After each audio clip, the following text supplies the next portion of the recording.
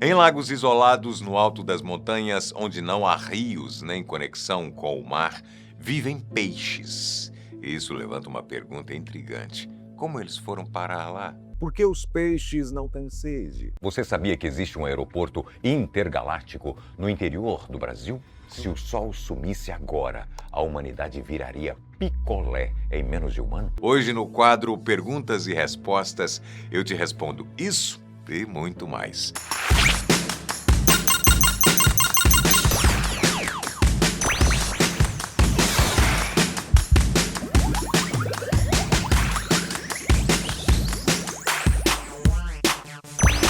Como os peixes chegam aos lagos isolados das montanhas? Uma das explicações mais comuns é a seguinte: quando chove muito, lagos que normalmente são isolados podem transbordar e criar pequenos canais temporários. Por esses canais, peixes podem nadar de um lago para o outro. Faz sentido, né? Só que, no caso desse lago, isso não funciona. Ele é o ponto mais alto da região. Não tem como um peixe nadar para cima de uma montanha. A segunda possibilidade tem um pouco a ver com a chuva de peixe que você pensou ali no início do vídeo. Sabia que em vários lugares do mundo, agências ambientais jogam peixes de avião em lagos de montanha para criar oportunidades de pesca? Pois é real. Os aviões literalmente derramam peixes vivos lá de cima, mas esse lago não é um desses casos. É claro, sempre existe a chance de alguém ter levado peixe para lá, tipo de propósito, mas ainda assim não explica a história toda. Agora, a explicação mais interessante, que é também a mais provável: os peixes chegaram voando. Não por conta própria, mas graças a uma carona meio inusitada. Patos. Muitas aves, como o pato real, se alimentam de ovos de peixe em um lago, viajam quilômetros. Acabam liberando esses ovos em outro lago quando fazem cocô. Bem nojentinho, mas funciona. Alguns desses ovos sobrevivem ao processo e podem nascer em um lugar completamente novo. E não é só com peixes. A natureza sempre arruma um jeito de espalhar vida pelos lugares mais improváveis. Furacões que já carregaram flamingos para outros continentes. Macacos que se deslocaram em ilhas flutuantes. Enfim, agora ficou um pouquinho mais claro, né? Quanto tempo um ser humano pode ficar sem comer? Se eu te dissesse que uma pessoa já passou mais de um ano sem comer absolutamente nada, você acreditaria? Parece impossível, né? Mas adivinhou. Aconteceu de verdade. E essa história virou um dos casos médicos mais impressionantes já registrados. Em 1965, um homem chamado Angus Barbieri, na época com 27 anos e 207 quilos, decidiu tentar algo radical: um jejum supervisionado por médicos para perder peso. O plano inicial era durar 40 dias. Mas, à medida que o corpo dele se adaptava, ele se sentia cada vez mais estável e decidiu continuar.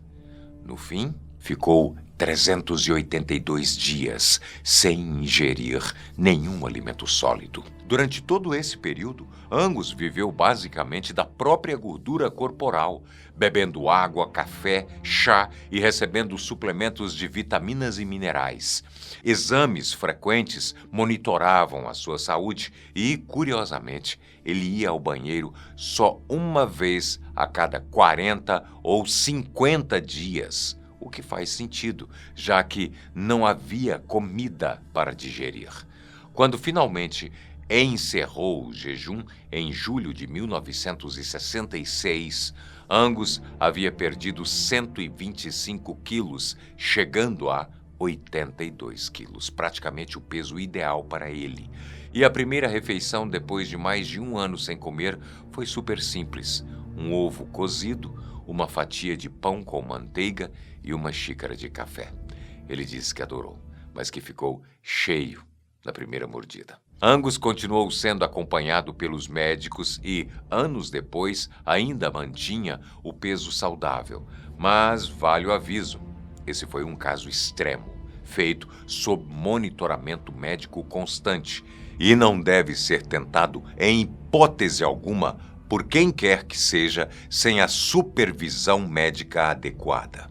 Ele mostra até onde o corpo humano pode ir quando precisa sobreviver, mas também lembra que cada limite ultrapassado vem com um custo. É normal sentir cheiro de chuva antes de chover? Sabe aquele cheiro delicioso que surge quando a chuva está chegando? Ele é tão marcante que muita gente sente nostalgia só de lembrar. Esse fenômeno tem nome, petrichor. E ele não é psicológico. É um efeito químico que acontece toda vez que gotas de água tocam o solo seco. O aroma vem de uma substância chamada geosmina, produzida por bactérias que vivem no solo. Quando a chuva começa, essas moléculas são liberadas no ar e chegam até o nosso nariz. Além disso, plantas liberam óleos durante períodos secos, que também contribuem para o cheiro característico quando a água toca a terra. Algumas pessoas conseguem sentir esse cheiro antes mesmo de a chuva começar a cair. Isso porque a geosmina pode ser levada pelo vento quando a umidade aumenta, anunciando que a tempestade está se aproximando. É como se a natureza tivesse um alarme aromático embutido. O mais curioso é que esse cheiro é tão único que até já tentaram reproduzi-lo em perfumes, mas nunca conseguiram capturar a sensação exata.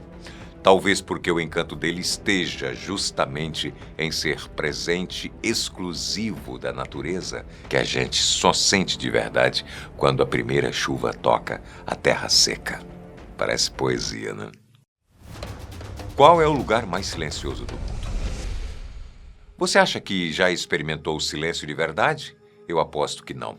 Existe um lugar tão silencioso que quando você entra nele começa a ouvir o som do seu próprio coração batendo e até o barulho do sangue correndo pelas suas veias. Esse lugar fica em Minneapolis, nos Estados Unidos, e é conhecido como a câmara anecólica mais silenciosa do planeta. Dentro dessa sala, o silêncio é tão absoluto que chega a menos 9 decibéis. Mais silencioso do que o ouvido humano consegue perceber. É tanto silêncio que o cérebro começa a inventar sons, tentando se orientar. Em poucos minutos lá dentro, você já começa a ouvir o barulho da sua respiração, dos seus ossos rangendo e até do seu estômago funcionando. O curioso é que esse silêncio extremo não é relaxante, e sim desconfortável.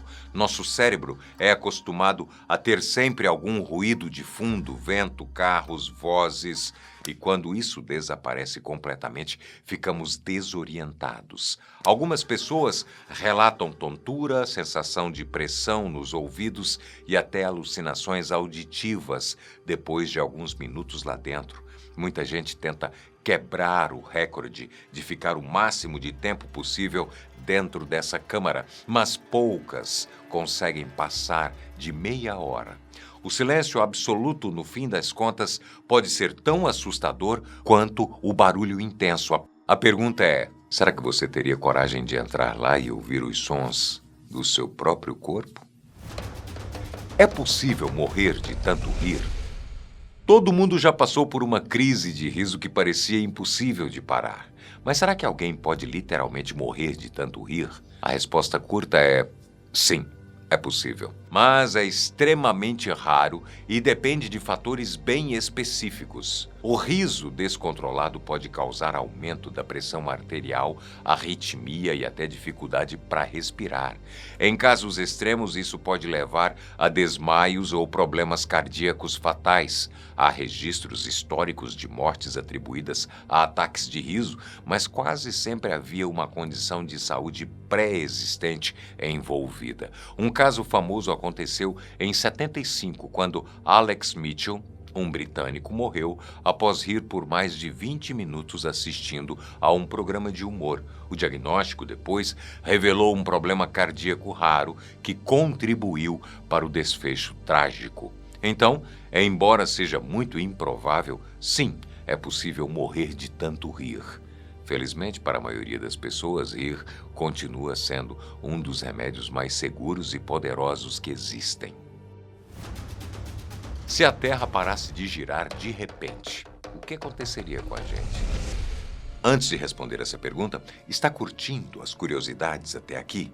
Então, desce a tela, clica no joinha e se inscreva no canal para nos ajudar a chegar aos 10 milhões de curiosos. Vai lá, demora nada e dá aquela força pra gente. Vai! E falando em Terra, será que se ela parasse de girar agora, do nada, a gente ainda estaria aqui?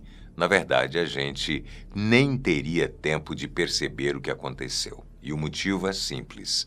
Enquanto o planeta gira, tudo que existe nele, oceanos, ar, prédios, você, eu, está girando junto, a quase 1.700 quilômetros por hora na linha do Equador. Se o planeta parasse de repente, todo o resto continuaria se movendo nessa velocidade. Resultado, uma onda de destruição instantânea. E não para por aí. Sem rotação, a Terra perderia o formato levemente achatado que tem hoje e se tornaria mais esférica. Isso faria os oceanos se moverem em direção aos polos, alagando regiões que hoje são habitadas. Um dia passaria a durar 6 meses e à noite outros 6 meses, ou seja, calor extremo de um lado e frio absurdo do outro. O clima, como a gente conhece, deixaria de existir. Mas, claro, tudo isso é uma hipótese extrema. A rotação da Terra não vai parar do nada. Não existe nenhum mecanismo conhecido que possa causar isso. Qual foi o maior desperdício de dinheiro da história da humanidade? Imagine investir 20 bilhões de dólares em um projeto gigante considerado um milagre da engenharia. E, no fim, quase ninguém usar. Parece piada, mas é exatamente o que aconteceu com a Ponte Hong Kong-Zhuhai-Macau, a mais longa ponte marítima do mundo. Ela foi pensada para conectar 3 regiões estratégicas da China e reduzir horas de viagem para poucos minutos. Mas hoje, essa obra monumental é quase uma ponte fantasma. A ponte tem 55 quilômetros de extensão, trechos suspensos e até túneis subaquáticos. Uma façanha técnica que levou quase uma década para ser concluída.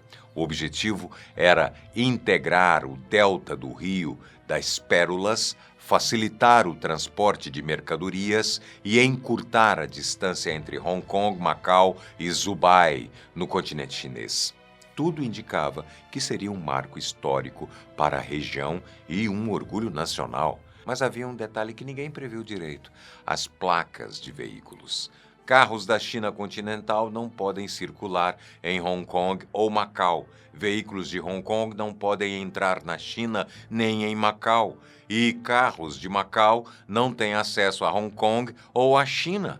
Resultado? Só veículos com permissão especial para circular nos 3 territórios podem usar a ponte. E eles são raríssimos. Na prática, quase ninguém pode usá-la. Hoje, a ponte mais cara do planeta passa boa parte do tempo praticamente vazia.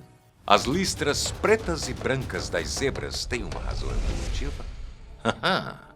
Você já se perguntou por que as zebras são listradas? Durante muito tempo, acreditamos que era para se camuflar na savana e confundir predadores como leões e hienas. Mas tem um detalhe curioso.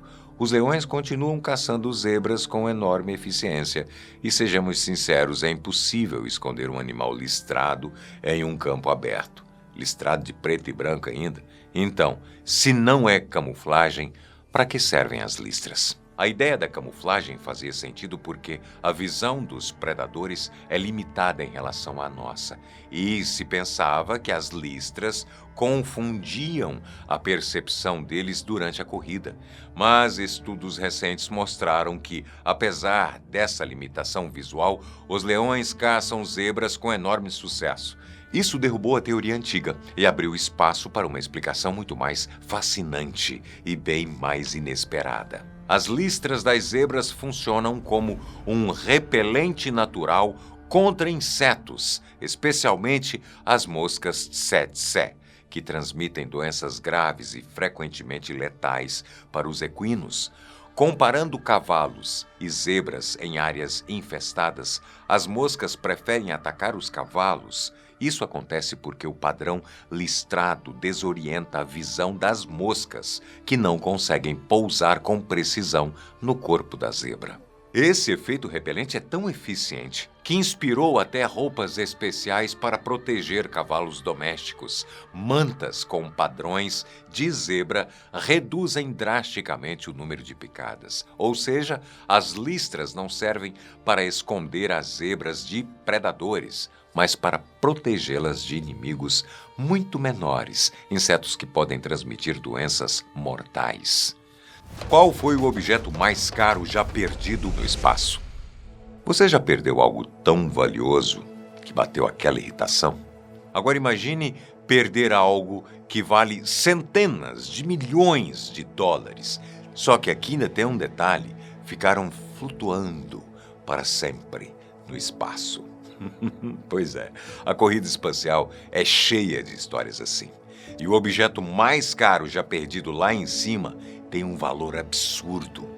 Entre os casos mais impressionantes está o do satélite de comunicação Intelsat 29E, que custava mais de 400 milhões de dólares. Lançado em 2016, ele sofreu uma falha catastrófica em órbita e começou a vazar combustível até explodir, tornando-se um amontoado de destroços espaciais inúteis. Mas esse não é o único. Astronautas já perderam desde ferramentas caras até objetos pessoais como luvas e câmeras que escaparam das mãos durante caminhadas espaciais. Cada peça perdida se torna lixo espacial, orbitando a Terra à velocidade de 28 mil quilômetros por hora e representando um perigo para futuras missões. Essas perdas mostram como cada segundo e cada objeto no espaço tem um valor imenso e como a gravidade zero não perdoa nenhum descuido. Da próxima vez que você perder a chave de casa, lembre-se de uma coisa: pelo menos ela não vale milhões e não vai ficar para sempre girando em órbita sobre a sua cabeça. Por que os humanos conseguiram domesticar os lobos, mas não os leões? Se os lobos, que eram predadores selvagens, se tornaram os cães que vivem com a gente hoje em casa de boa, por que os leões, que também são caçadores, nunca passaram pelo mesmo processo? A resposta parece simples, mas envolve milhares de anos de evolução e uma série de fatores que os tornam completamente diferentes para nós. Lobos vivem em grupos familiares com laços fortes e hierarquia flexível, o que facilitou a adaptação deles para viver com humanos. Eles conseguem transferir esses laços para nós e enxergam as pessoas como parte da matilha. Os leões até vivem em bandos, as chamadas alcateias de leões, mas a dinâmica é muito diferente. Machos dominantes, fêmeas caçadoras, com pouca tolerância para estranhos. Essa diferença social já torna o processo de domesticação bem mais complicado. Outro ponto é o risco físico. Lobos são menores e, embora perigosos, podiam ser controlados e criados perto de humanos com menos ameaça. Leões são enormes e incrivelmente perigosos, o que inviabiliza qualquer tentativa de convívio próximo. Além disso, lobos se reproduzem com facilidade em cativeiro, algo essencial para a domesticação. Já leões precisam de grandes territórios e condições específicas para acasalar, dificultando a criação de uma população doméstica. E talvez o fator mais decisivo seja a utilidade. Lobos ajudaram nossos ancestrais na caça e na proteção de acampamentos, oferecendo uma parceria prática que se desenvolveu por milhares de anos. Leões, por outro lado, sempre foram vistos mais como símbolos de poder e admiração do que como parceiros de sobrevivência. Assim, enquanto lobos viraram cães e entraram para nossas casas, leões permaneceram como reis da savana e não companheiros de sofá. É possível um ser humano sobreviver caindo de um avião sem paraquedas? Parece cena de filme, mas já aconteceu na vida real. O caso mais famoso é o da comissária sérvia Vesna Vulovic, que caiu de mais de 10.000 metros de altura em 1972 e sobreviveu. O segredo não foi milagre, mas uma série de fatores improváveis. A fuselagem do avião ficou presa em árvores e neve, o que reduziu a velocidade do impacto. Além disso, ela ficou presa entre destroços que absorveram parte da energia da queda. Normalmente, a velocidade terminal de um corpo humano é de cerca de 200 km por hora.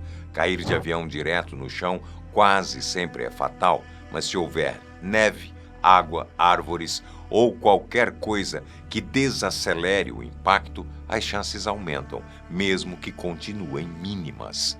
Então, sim, dá para sobreviver, mas depende de uma combinação absurda de sorte, ambiente e posição na queda. Não dá para contar com isso, né?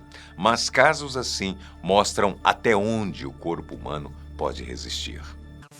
Porque era quase impossível criar o LED azul.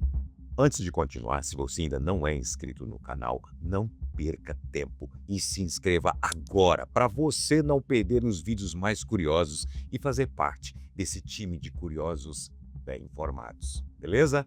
Simbora! Agora, voltando para o LED azul, por décadas era considerado um desafio quase intransponível. Enquanto LEDs vermelhos e verdes já estavam disponíveis desde os anos 60, faltava a peça-chave para formar o trio RGB necessário para gerar luz branca e, assim, liberar todo o potencial da tecnologia para a iluminação. O obstáculo estava na física e na engenharia dos materiais. Para emitir luz azul, um LED precisa ter uma lacuna de banda maior. Ou seja, a diferença de energia entre os estados eletrônicos precisa ser suficientemente grande para gerar fótons na faixa azul do espectro. Isso exigia semicondutores com propriedades bem específicas, e todos os materiais testados até então apresentavam dois grandes problemas. Ou eles esquentavam demais e não conseguiam emitir luz direito, ou não funcionavam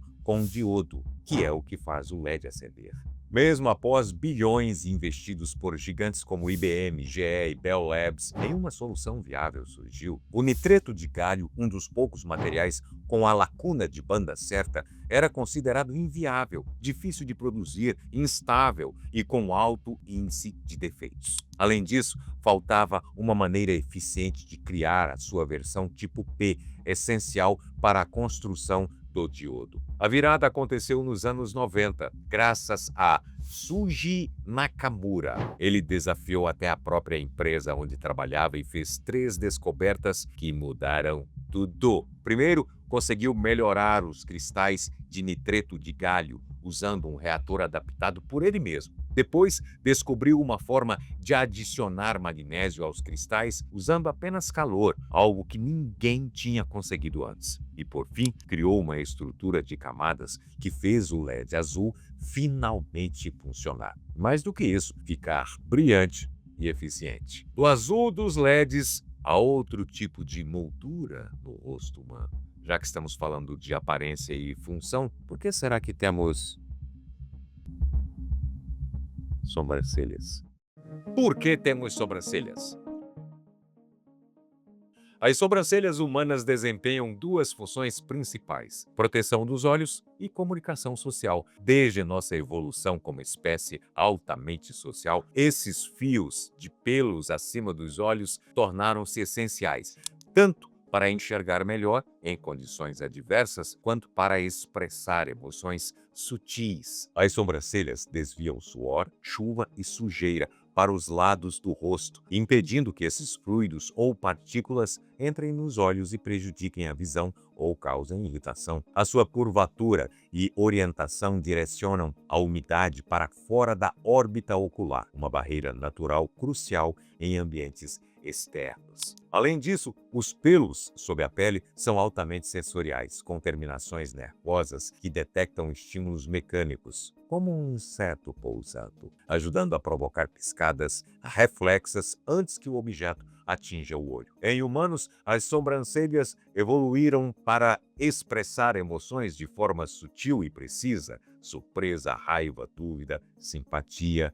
Estudos indicam que com a redução das saliências ósseas frontais, nossos rostos ficaram mais lisos, permitindo uma movimentação mais refinada das sobrancelhas. Um recurso de comunicação visível nas interações sociais complexas da nossa espécie. Movimentos discretos, como o sorriso de sobrancelhas, sinalizam reconhecimento e abertura a interações, enquanto outros padrões de franzimento ajudam a identificar confiança ou afecção emocional. As sobrancelhas são, portanto, uma combinação de defesa mecânica e expressão emocional, originalmente desenvolvidas para proteger os olhos da umidade e detritos, adaptaram-se e se tornaram um elemento essencial na linguagem não verbal humana, permitindo uma comunicação visual rica e imediata. Agora que você já sabe que até as sobrancelhas têm a sua importância, vamos falar de um bicho que vive em grupo, trabalha o dia inteiro. Será que as gramadas danadas bicho dormem? Pois é, nós vamos falar delas mesmo, das formigas. Formiga dorme? Sim, formigas dormem. Mas não da mesma maneira como a gente. Elas adotam um padrão conhecido como sono polifásico, com vários cochilos curtos ao longo do dia, permitindo que cerca de 80% da colônia esteja sempre ali, no rala, ativa. Um estudo com a espécie Solenopsis invicta, a formiga de fogo, que é o capeta rastejando pelo mundo afora, revelou que as operárias fazem cerca de 250 cochilos por dia, com duração média de 1 minuto cada, totalizando cerca de 4 horas e 48 minutos de sono ao dia. Já a rainha de boa, dorme com menos frequência e mais duração, cerca de 92 cochilos por dia, com duração média de 6 minutos cada, somando aproximadamente 9 horas de soninho de boa para a rainha. No ambiente da colônia, esses cochilos são distribuídos de forma escalonada, garantindo que sempre haja operárias vigilantes ali no rala. Por isso, temos a impressão de que elas nunca param, mas mesmo quando estão descansando, as formigas continuam alertas. Se você encostar nelas, por exemplo, elas mudam de posição na hora. Isso mostra que elas não estão em sono profundo, como nós, os mamíferos, e sim em um estado de atenção reduzida, meio tipo stand-by de formiga. O padrão polifásico reflete a necessidade de manter a colônia funcional 24/7. As formigas trocam turnos para dormir, cuidam de larvas, forrageiam e constroem um ninho sem interrupções. E já que estamos no corpo dos animais, que tal olhar para o nosso? Já reparou que o coração bate mais do lado esquerdo? Mas será que ele está mesmo ali do lado esquerdo? Por que o coração bate do lado esquerdo do peito? Embora o coração esteja localizado no centro do tórax, na região chamada mediastino, entre os pulmões e atrás do externo, ele não está perfeitamente centralizado. A maior parte de sua massa e o ápice, a ponta inferior, ficam ligeiramente deslocados para a esquerda. Esse posicionamento é conhecido como levocardia, a condição mais comum em humanos. Esse deslocamento ocorre por 2 fatores principais. Número 1, a arquitetura interna assimétrica do órgão, ou seja, os ventrículos esquerdo e direito têm funções diferentes. O ventrículo esquerdo é mais robusto, pois precisa bombear sangue para o corpo todo, enquanto o direito envia sangue apenas aos pulmões. Esse maior desenvolvimento do ventrículo esquerdo faz com que o lado esquerdo do coração seja visualmente e fisicamente mais proeminente, empurrando levemente para a esquerda. Segundo motivo,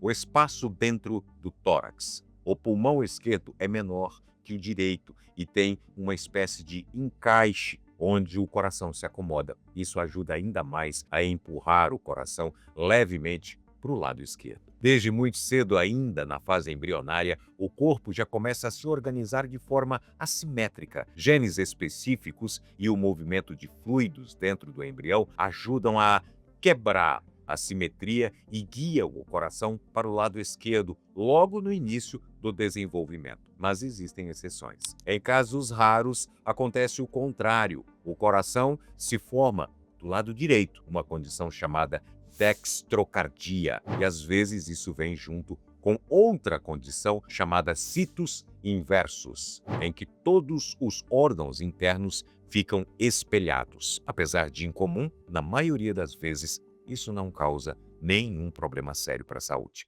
Por que os dedos enrugam na água, mas o resto do corpo não?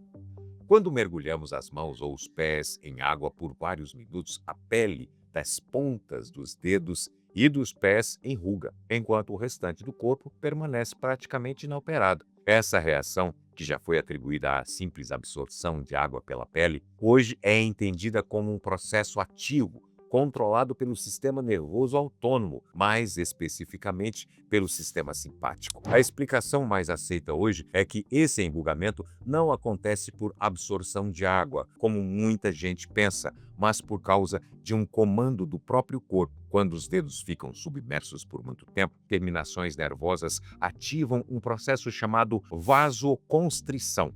Os vasos sanguíneos se contraem, o volume da parte interna do dedo diminui e isso faz a pele afundar e formar aquelas dobras enrugadas. Essa teoria começou a ganhar força ainda nos anos 30, quando médicos perceberam que as pessoas com lesões nos nervos dos dedos simplesmente não enrugavam na água, o que mostrou que esse processo não era algo passivo, mas sim controlado pelo sistema nervoso. Olha que maneiro isso. E por que isso acontece só nas mãos e nos pés? Porque são justamente as regiões mais expostas ao contato com superfícies e as que usamos para agarrar ou pisar. Elas também têm uma camada de pele mais grossa e cheia de queratina que favorece a formação dessas dobras. A principal hipótese é que esses sulcos funcionam como os de pneus, melhoram a aderência em superfícies molhadas. E isso não é só teoria. Estudos mostraram que, com os dedos enrugados, voluntários conseguiam pegar objetos escorregadios até 12% mais rápido. Para nossos ancestrais, isso pode ter sido uma vantagem real. Imagina ter que caçar, escalar ou buscar alimentos em ambientes úmidos. Dedos enrugados podiam fazer toda a diferença nesse momento. No fim das contas, é um mecanismo automático que dobra a pele nas pontas dos dedos e nos dá mais firmeza em ambientes molhados. Um recurso simples, mas engenhoso, que a natureza desenvolveu para facilitar a nossa vida. E já que o corpo tem essas reações involuntárias, aqui vai outra curiosidade que mistura mito e ciência. Será que espirrar com os olhos abertos pode fazer seus olhos pularem para fora? Há um mito persistente de que, se alguém tentar espirrar com os olhos abertos, os olhos poderiam sair das órbitas, mas isso é quase totalmente impossível do ponto de vista anatômico. Durante um espirro, embora haja uma expulsão de ar com bastante força, a pressão não atua nos olhos, mas sim no sistema respiratório e na circulação sanguínea. Os olhos são fixados por vários músculos, como os retos e oblíquos, por vasos e pelo tecido conjuntivo, o que os mantém firmemente dentro das órbitas. Mesmo se alguém conseguisse manter os olhos abertos durante o espirro, algo que exige esforço consciente, já que o fechamento costuma ser reflexo, o globo ocular não sairia do lugar. O fechamento dos olhos durante um espirro é um reflexo automático. Pouco antes da explosão de ar, os músculos do rosto e das pálpebras se contraem sozinhos. Uma reação involuntária que ainda não tem uma função totalmente clara para a gente não, viu? Mas que provavelmente serve para proteger os olhos de irritantes ou respingos vindos do nariz e da boca. Essa ideia de que espirrar de olhos abertos pode fazer o olho sair da órbita já foi testada, inclusive pelo programa Mythbusters, e o resultado foi o esperado. Mesmo forçando os olhos a ficarem abertos com os dedos, ninguém perdeu o globo ocular. Tudo ficou ali, exatamente no lugar. Agora, em casos extremamente raros, existe sim uma condição chamada globe subluxation, ou subluxação do globo ocular, em que o globo pode sair parcialmente da órbita. Mas isso costuma acontecer por causa de traumas, manipulações físicas ou doenças bem específicas, nunca por um simples espirro. Para isso acontecer, seria necessário um nível de pressão muito além do que o corpo humano é capaz de gerar assim naturalmente. Enquanto isso pode parecer exagero, tem outro mito que muita gente acredita. Arrancar cabelo branco, será que ele volta a nascer preto? No meu caso, ele nem volta a nascer. Se arrancarmos um cabelo branco, ele nasce preto de novo? Muitas pessoas acreditam no mito de que, ao arrancar um fio de cabelo branco, ele será substituído por vários fios brancos ou até mesmo voltar a ser preto. Na prática, nada disso acontece. Cada fio cresce de um único folículo que tem a sua própria programação de pigmentação. Portanto, arrancar o fio branco pode gerar outro branco, mas não fazer crescer mais fios brancos do que antes. Além disso, a estrutura do folículo pode ser danificada se o gesto for repetido no mesmo local. Arrancar fios com frequência pode causar inflamação local, cicatrizes ou até fechamento do folículo, resultando em falhas ou diminuição na densidade capilar naquela área. Vai ficar careca. Ou seja, o risco real é a perda permanente do fio. Falei? Não o surgimento de mais cabelos brancos. Quanto à possibilidade de o fio branco voltar a crescer preto, isso é extremamente raro. Há relatos ocasionais de reversão espontânea da pigmentação, normalmente associados à redução de estresse ou à melhoria de condições de saúde que haviam comprometido os melanócitos, as células que produzem melanina nos folículos capilares. Tais casos são exceções e o processo não é comum ou garantido. A principal causa dos fios brancos é o envelhecimento natural, somado a fatores genéticos, deficiência de nutrientes, estresse crônico ou condições como hipotiroidismo ou vitiligo. Uma vez interrompida a produção de melanina no folículo, a chance de reverter permanentemente é mínima. Agora vamos sair um pouco dos humanos e falar de outros bichos. Qual é o animal com mais dentes no mundo? Você provavelmente esperava que fosse um tubarão ou um crocodilo. É ou não é? Mas a verdadeira campeã em números de dentes é uma criatura muito diferente. Os caracóis marinhos e terrestres, que possuem milhares de dentes organizados em uma estrutura chamada rádula, uma espécie de língua dentada. São os moluscos, como caramujos, lesmas e caracóis, que podem ter até 15 mil dentes microscópicos, os campeões de dentes do planeta. Essas estruturas funcionam como esteiras que raspam alimentos da superfície e os dentes vão se desgastando e sendo constantemente substituídos em um movimento contínuo. Outros exemplos notáveis incluem o tubarão branco, que ao longo da vida pode passar por 35 mil dentes devido à constante regeneração que caracteriza os polifiodontes, animais que trocam dentes repetidamente durante a vida. E já que estamos falando de criaturas esquisitas, sabia que os polvos têm 3 corações? Pois é, a natureza é mesmo criativa. Os polvos realmente têm 3 corações? Sim!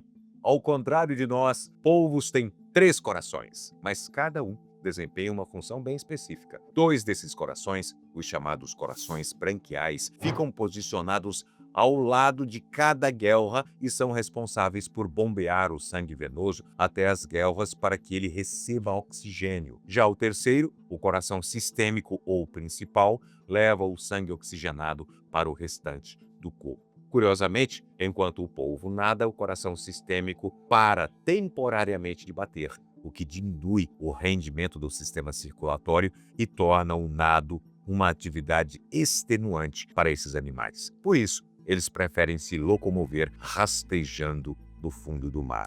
E se camuflando de um jeito, meu amigo, se você não viu ainda, Vou te falar uma coisa, você não acredita não. Os bichos viram pedra. Vamos seguir. O sangue dos polvos também é diferente. Em vez de hemoglobina, nossos glóbulos vermelhos, eles utilizam hemocianina, uma proteína rica em cobre que transporta oxigênio de forma mais eficiente em águas frias ou com pouco oxigênio, tornando o sangue azulado. Em resumo, o sistema cardiovascular do polvo é uma adaptação fascinante à vida marinha. 2 corações mantêm a oxigenação ativa nas brânquias, enquanto o principal distribui essa energia pelo corpo, mas descansa durante o nado, refletindo a sensível dependência de oxigênio desses animais. Falando em criaturas aquáticas, nós vamos finalizar com uma daquelas perguntas que parece boba, mas é profunda. Tem sede os peixes? A resposta é depende do tipo de peixe. Em geral, peixes de água salgada sentem sede no sentido fisiológico de precisar ingerir água ativamente para manter o equilíbrio hídrico e salino do corpo. Já os peixes de água doce praticamente não sentem sede, pois a água tende a entrar no organismo por osmose, tornando desnecessária a ingestão voluntária de água. Peixes marinhos vivem em água muito mais salgada do que seu organismo, o que provoca constante perda de água do corpo. Para compensar, esses peixes bebem água no mar, ativando células especiais nas brânquias, células de cloreto, que expulsam o excesso de sal. A urina, nesse caso, é rara e superconcentrada. Já os peixes de água doce enfrentam o problema inverso. O ambiente é menos salgado que seu próprio organismo, então a água entra naturalmente por osmose. Por isso, eles não bebem água voluntariamente e eliminam o excesso produzindo urina abundante e diluída para manter o balanço interno. Do ponto de vista cognitivo, é impossível saber se os peixes sentem sede como nós, essa sensação de vontade de beber água. Porque o edifício mais perigoso de Manhattan existe. No centro de Nova York, o Citigroup Center parece um arranha-céu comum, mas ao observar a base, é possível notar algo fora do padrão. As 4 colunas de sustentação não ficam nos cantos, e sim no meio de cada fachada, deixando um vão de 2 andares livres. Essa solução foi adotada nos anos 70, quando a igreja St. Peter's, que ocupava parte do terreno, se recusou a vender o espaço. Para preservar o templo e construir a torre, os engenheiros recuaram os pilares e apoiaram o prédio em grandes pernas dobradas de aço. O cálculo original considerava ventos frontais e laterais, os mais comuns na cidade. Meses após a inauguração, uma estudante de engenharia entrou em contato com o projetista William Lemercier e perguntou: e se o vento vier na diagonal, batendo na quina? Ao refazer as simulações, Lemercier descobriu um problema. Durante a obra, as soldas previstas nas juntas de aço foram substituídas por parafusos menos resistentes. Em caso de ventos diagonais fortes, como os de um furacão, havia risco concreto de colapso, estimado em 1 para 16 a cada temporada de furacões. A correção foi feita de forma reservada. Durante semanas, operários trabalharam à noite soldando mais de 200 juntas, enquanto a polícia mantinha um plano de evacuação para até 200 mil pessoas. O caso se tornou público nos anos 1990 e passou a ser estudado como referência em ética na engenharia. O universo tem um cheiro? De certa forma, sim. Embora não seja algo que possamos sentir diretamente com o nariz, mas alguns astronautas que retornaram de caminhadas espaciais descrevem o cheiro do espaço de maneira bastante específica. Eles não sentem esse cheiro no vácuo. Claro, o espaço sideral é quase inteiramente desprovido de moléculas que poderiam carregar aroma. Mas quando os trajes espaciais são despressurizados e as ferramentas retornam à cabine da ISS, um cheiro metálico intenso se espalha no ambiente. Segundo relatos, o cheiro lembra metal queimado, fumaça de solda, carne grelhada ou até ozônio.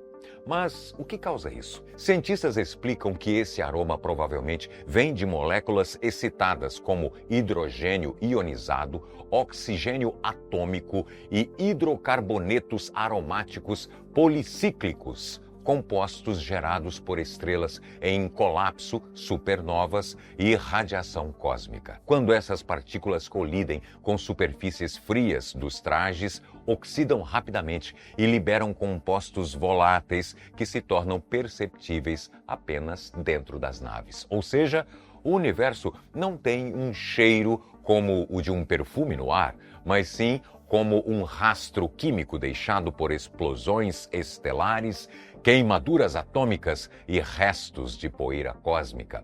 Se fosse possível cheirar o cosmos, provavelmente ele teria o aroma de uma fábrica siderúrgica com poeira de estrela. É verdade que o dólar não foi inventado nos Estados Unidos? Sim. O nome dólar tem origem europeia e é mais antigo do que o próprio país. Ele vem de Hohenstauer, uma moeda de prata cunhada em 1519 na cidade de Hohenstau, na região da Boêmia, hoje parte da República Tcheca.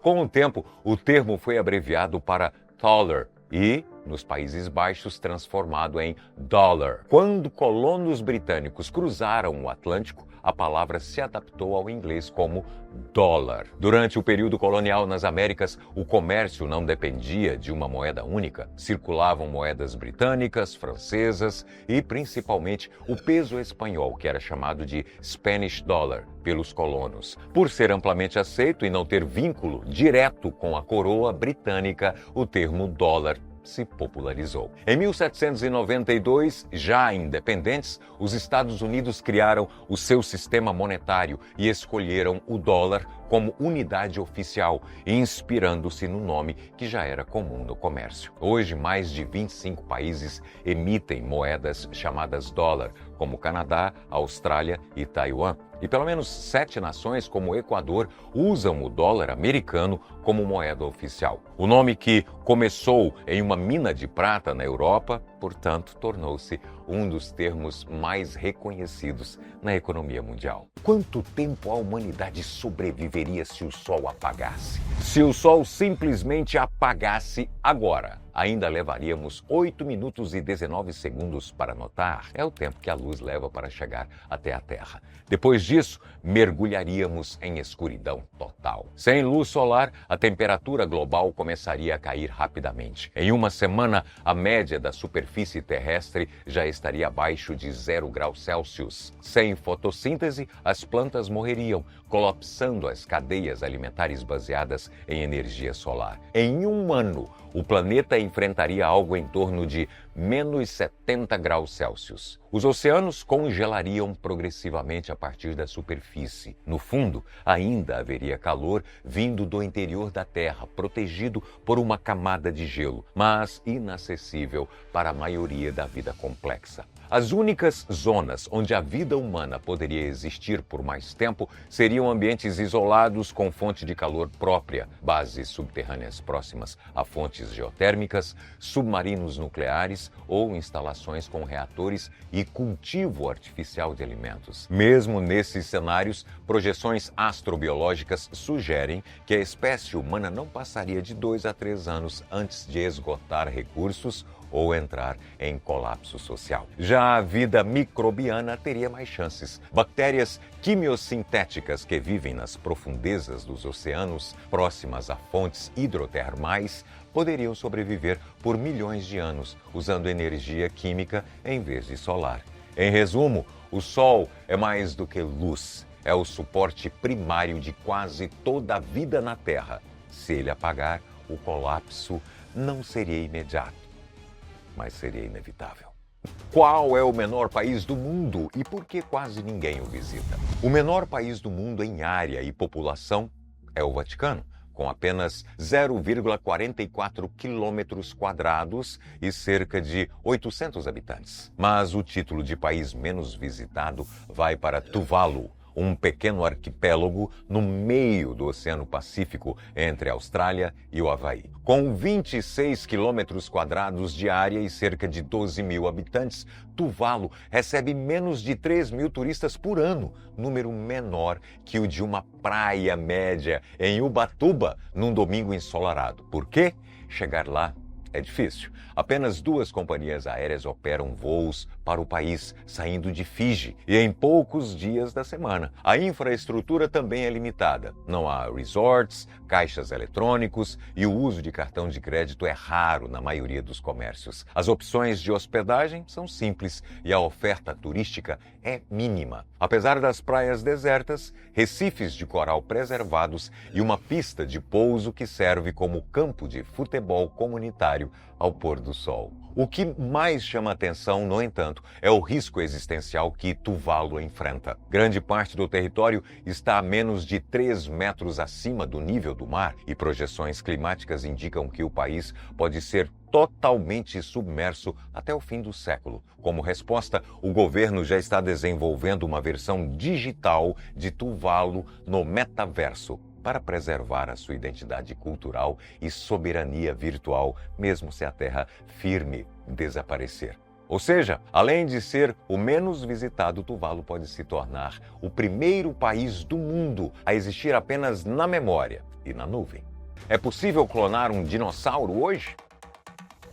Não, não é. Pelo menos não com a tecnologia e os materiais que temos hoje. Para clonar um organismo é necessário ter DNA suficientemente preservado, e isso é justamente o maior obstáculo. O problema é que o DNA se degrada com o tempo, mesmo em condições ideais. Estudos indicam que, após cerca de 6 milhões de anos, qualquer sequência genética se fragmenta completamente. Como os dinossauros não avianos foram extintos há cerca de 66 milhões de anos, nenhum fóssil até hoje trouxe material genético intacto o suficiente para possibilitar uma clonagem. Diante disso, cientistas têm explorado outras 2 abordagens. A primeira é encontrar tecidos congelados em áreas de permafrost, como já ocorreu com mamutes, mas isso é altamente improvável no caso de dinossauros, que viveram em climas quentes e tropicais. Número 2, editar geneticamente aves modernas,